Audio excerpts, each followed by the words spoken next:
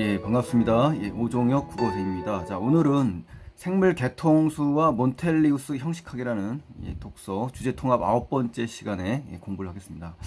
자, 첫 번째 내용은요, 이제 진화론에 근거한 겁니다. 그래서 생물 개통수의 개념이라든가 작성 방법에 대해서 이렇게 공부를 하겠습니다. 자, 그래서 첫 번째 문단에서는요, 진화론적 사고관에 입각한 겁니다. 이거에 근거가 된 개통수 도입이 분류학에 끼친 영향은 뭐냐 이거거든요.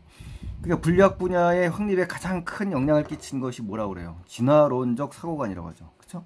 그래서 이거에 근거한, 그렇죠? 개통수. 자, 개통수가 도입되었다. 그러니까 이 개통수라는 것은 이제 진화에 의한 생물의 유연 관계를 나무에 비유한 겁니다. 나무 숫자예요. 알았죠? 그래서 이 그림으로 나타난 것이 개통수인데요. 이 분류학이 생물학의 다른 어떤 영역보다 진화론의 영향을 크게 받았다고 합니다. 그렇죠? 예, 분류학이. 그래서 이 학문의 중심 과제가 이제 종의 본질을 규명하는 것이기 때문이다. 그러니까 종의 그 본질을 규명하려고 하다 보니까 이것이 어떻습니까? 진화론의 영향을 받을 수밖에 없다. 뭐 이런 얘기죠. 종이라는 것은 생물 분류의 기본 단위입니다. 자, 규명이라는 것은 따지어 밝힌다는 뜻입니다. 알아두세요. 자, 진화론적 사고관에 입각한 개통수가 도입된 것은, 자, 계속 요 말이 이제 핵심적인 겁니다. 자연계에 존재하는 생물의 종은 개체들의 의미 없는 집합체가 아니다. 그러니까 의미 없는 무의미한 집합체가 아니라는 거죠. 의미가 있다는 얘기죠. 그러니까 또 역사성을 지니고 있는 거죠. 또 오랜 진화의 길을 걸어서 오늘에 이른 유전적인 유사성까지도 지닌 그런 의미 있는 집단이라는 겁니다. 그래서 그런 근거를 마련해 준 것이 바로 개통수의 도입이라고 하는 거예요. 이러한 그 인식을 통해서 자연의 분류를 란 말이 개통 분류학이란 말로 대치된 겁니다. 대신 바꿔놓은 거죠. 그래서 개통수에 입각한 개통 분류학의 확립은, 자, 이제 도입에서 이제 뭐다 확립으로 바뀐 거죠. 생물학사 전체를 고대와 근대로 양분하는, 그렇죠? 분수령에 해당된다는 거예요. 의의가 나온 겁니다. 지금 의의, 그렇죠? 개통 분류학의 의의가 나온 거예요. 분수령은 전환점, 고비 이렇게도 바꿉니다만 우리 문제에서도 분기점이란 말로 나왔습니다. 그래서 분류학의 확립은 생물학사의 시대를 나누는 중요한 분기점이다. 이렇게 유의어들이 바뀌어서 나오니까요. 이 단어 이런 것도 놓치지 않는 것이 정말 중요하다고 봅니다. 자, 두 번째 문단 가시겠습니다. 개통수와 생물 간 유연 관계의 의미는 뭐냐? 개통수라는 건요, 동물이나 식물의 진화 과정을 나무에 비유한 겁니다. 나무, 그렇죠? 나무 숫자, 나무가 가지를 치는 모양이다. 그래서 이 개통수라는 것은 각 생물 간의 유연 관계를 보여주는 겁니다. 유연 관계. 유연 관계라는 말은요, 생물의 분류에서 발생 개통 가운데 어느 정도 가까우냐를 나타내는 관계가 이제 유연 관계입니다. 아셨죠? 그래서 유연 관계란 생물체가 서로 형상이나 성질 따위 이런 거에 유사한 관계가 있어서 그 사이에 연고가 있는 것이다. 연고. 어떤 그 혈통 정분, 법률 따위에 맺어진 관계라고 하거든요. 그러니까 이 연고가 있는 것을 말한다. 유연관계 개념이 나온 거예요. 자, 개통수라는 것은 또 뭐냐? 공통 두상부터 가지를 치는 방식으로 갈라져서 개통수의 맨 마지막 끝이 현재의 생물종이 되겠죠. 그렇죠? 그래서 이런 거는 상식적으로 이해가 될 거라고 봅니다. 그래서 개통수에서 가까운 위치에 놓인 생물종일수록 어때요? 공통적인 특징이 많겠죠. 당연히. 또 유연관계가 그래서 가까운 겁니다. 그래서 개통수에 더 가까이 위치한 종일수록 유전적 유사성이 크다고 볼 수가 있는 거예요. 그래서 개통수를 그리기 위해서는 어때요? 형질. 그러니까 사물의 생긴 모양과 성질을 형질이라고 합니다. 모양과 성질을 형질이라고 그래요. 이거를 파악하는 것이 중요하다. 그래서 형질이라는 것은 뭐다? 생물종이 갖는 특징을 말하는데 5가지 형질이 있는데 그거에 근거해서 생물종 ABC의 개통수를 작성하는 전통적인 2가지 방법에 대해서 이제 이야기를 할 겁니다. 자, 그러면은 유사성에 근거한 개통수 방법 첫 번째입니다. 그래서 유사성에 근거하는 거예요. 그래서 개통수를 작성하는 건데 그림과 같이 보시면 참 좋겠습니다, 여러분. 그 그림은 여러분 교재에 나왔죠? 이 그림이에요. 그래서 먼저 5가지 형태적 특징이나 DNA 염기설과 같은 형질에 대한 특징을 조사해서 특징의 유무를 각각 파악하는 거예요. 있느냐 없느냐. 있으면 1, 없으면 0 이렇게. 이렇게 형질 비교를 하는 겁니다. 그래서 형질에 대한 특징을 조사해서 특징의 유무를 비교한다는 얘기예요. 그래서 이 개념, 형질 비교라는 개념을 알아두시고요. 그래서 그림 1의 표에서 형질 1의 경우 생물 A, B, C가 모두 가지고 있고 형질 2의 경우는 A와 B가 같고 C는 이와 다른 형질을 가지고 있음을 보여주고 있죠. 우리 그림 보시면 여기 나와 있죠. 여기 보시면은 A, B, C가 있고 이 1은 형질이 지금 전부 다 같습니다. 그렇죠? 예.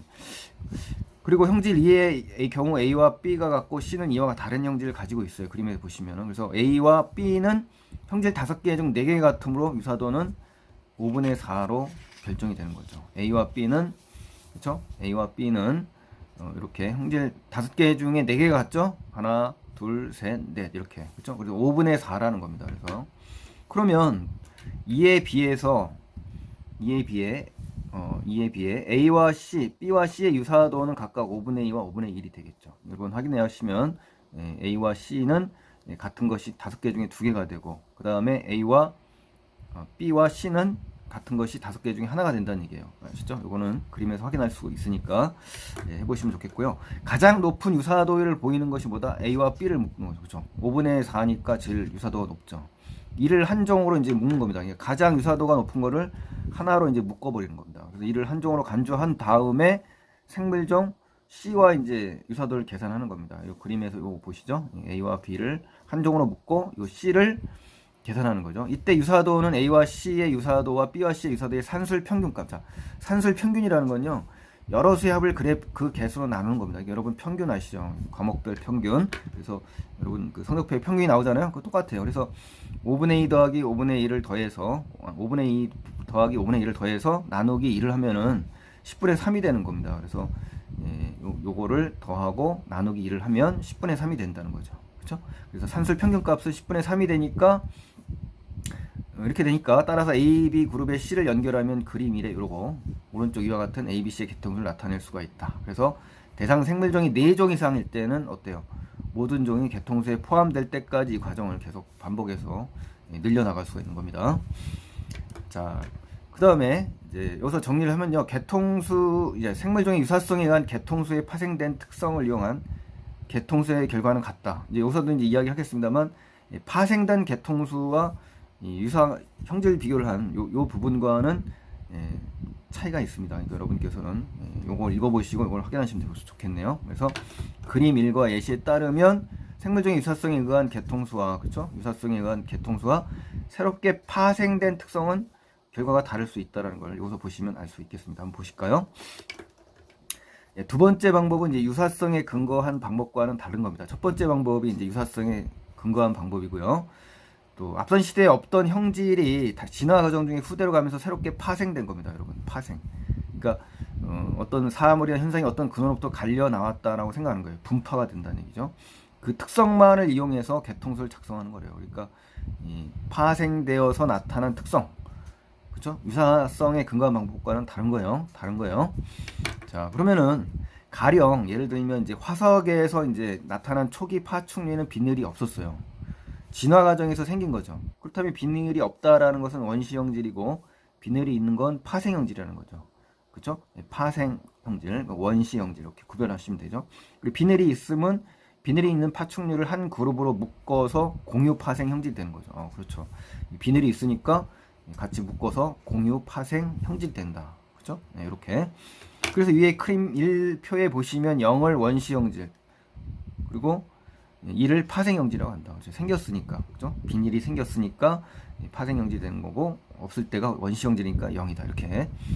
그럼 생각해 볼 수가 있죠. 그럼 형질 그 1에 A, C 모두 1을 공유하였죠. 그렇죠? 여기 보시면은 전부 1이 공유가 됐잖아요. 그러니까 A, C를 구별할 수 있는 변별력이 없어요. 그렇죠? 하지만 형질 4를 보시면요. 여기 형질 4를 보시면 어때요? 변별력이 생겼죠. A와 C는 비늘이 있고 여기는 없잖아요. 그렇죠? 그러니까 이 상태에서 이를 공유함으로 A와 C를 묶고 개통수의 바깥쪽에 B를 밖으로 빼놓는 겁니다. 이렇게 그렇죠? A, C가 여기로 들어가고 B가 바깥으로. 그래서 그림 1의 오른쪽 아래와 같은 개통수를 만들 수 있다라는 겁니다. 그래서 형질 2, 3, 4에서는 C만이 가지고 있는 1 그리고 생물종 간 유연 관계를 파악하는 도움을 주지 못합니다. 그렇죠? 그래서 결국은 유연 관계를 파악할 수 있게끔 변별력이 있는 그 부분을 찾아내는 거 이게 중요하겠네요. 그렇죠?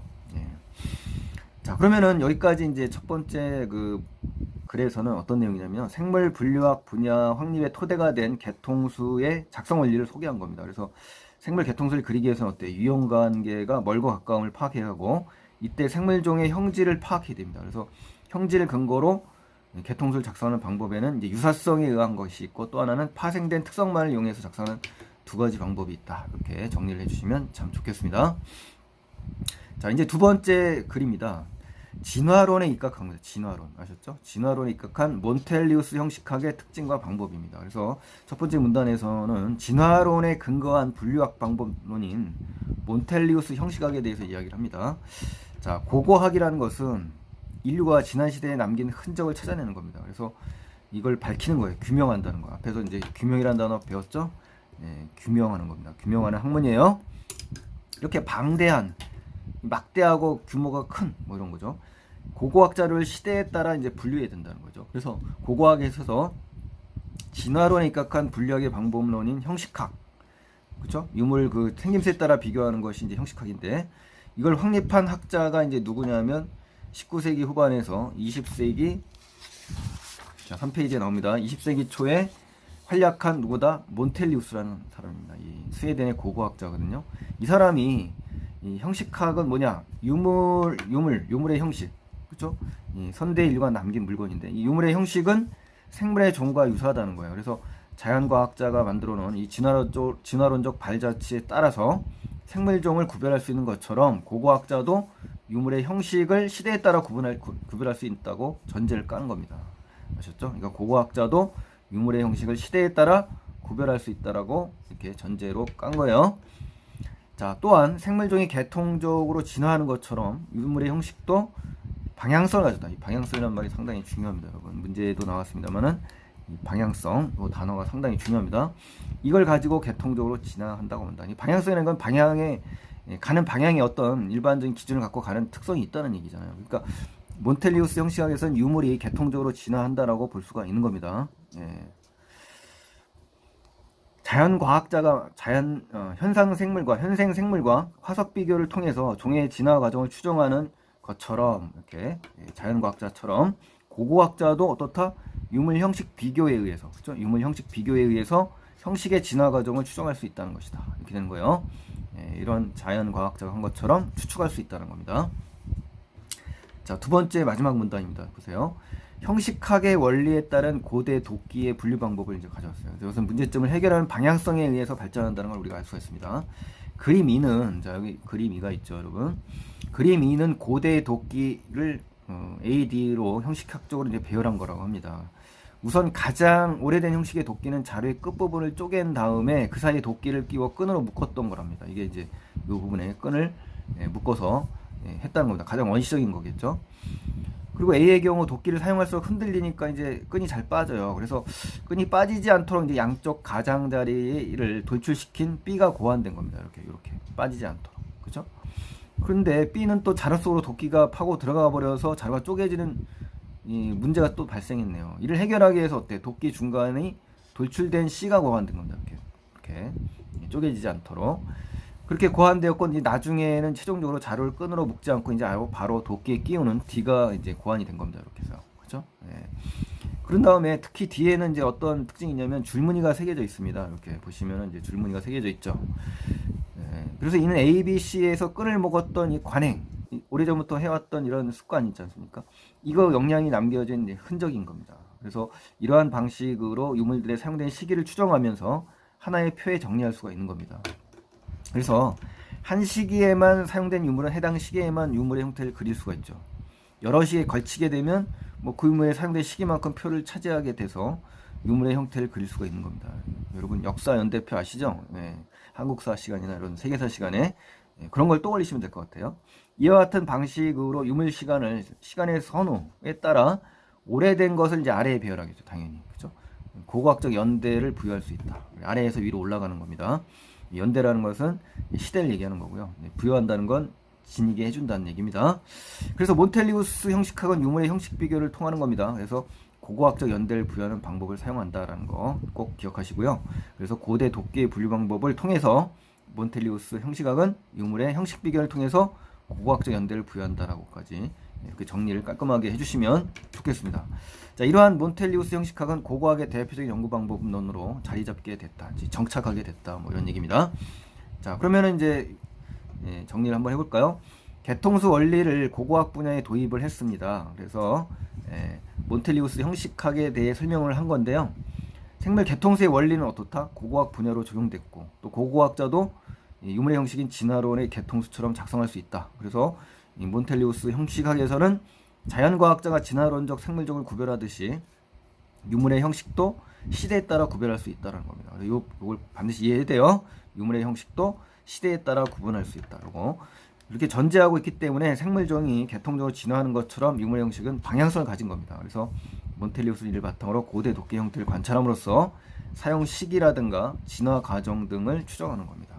아셨죠? 네, 이렇게 해서 정리를 해주시고, 자 이제 마지막으로 이제 서술상 특징을 하고 마무리를 하겠습니다. 첫 번째, 가글에서는 생물학 분야의 특정 이론을 설명했어요. 그래서 나에서는 가에서 제시된 이론이 다른 분야의 확장된 사례를 보여주고 있다. 맞습니다. 가에서는 뭐가 나왔었죠? 생물학사의 중요한 분수령이 된 개통수, 이거에 대해서 설명한 겁니다.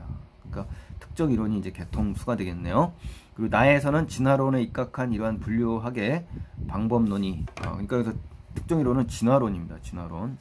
개통수는 진화론에 입각해서 만든 거니까 진화론이 특정 이론이라고 보시면 됩니다. 그래서 이러한 분류의 방법론이 고고학 분야에 확장된 사례다. 이렇게 해서 몬텔리우스 형식학을 소개한 겁니다. 자, 중요합니다. 이거. 그다음 이제 두 번째는 이제 가에서 기존의 개통수 방법의 오류는 없습니다. 여러분. 오류는 안 나오고요. 또 개선 과정도 없습니다. 자, 세 번째, 가와 나에서는 각각 생물 간의 유연 관계를 파악하는 두 가지 방법, 즉 유물을 분류하는 두 방법을 비교하면 뭐 장단점 나온 건 없습니다. 여러분. 장단점. 그죠? 그냥 방법론을 제시한 거고요. 장단점은 없습니다. 자, 네 번째, 몬텔리우스 형식학에 입각한 분류의 한계도 없습니다. 그리고 개통수 작성법의 비교도 안 나옵니다, 여러분. 자, 5번, 나에서는 가에서 제시된 이론의 한계도 없습니다. 그리고 다른 유물에 관련된 형식학과의 차이점도 언급되지 않았습니다, 여러분. 그래서 이런 점들을 이제 기억을 해주시고 정리를 해주시면 좋겠습니다, 여러분. 그래서 오늘은 재미난 흥미진진한 내용, 생물 개통수와 몬텔리우스 형식학에 대해서 공부를 했고요. 꼼꼼히 대비를 하셔서 내신 및 수능에 대비하시기 바랍니다. 오늘 도움이 되셨다면 구독 안 하신 분들은 구독 버튼 눌러주시고요. 다음 영상 또 기대 많이 해주시면 정말 고맙겠습니다. 감사합니다.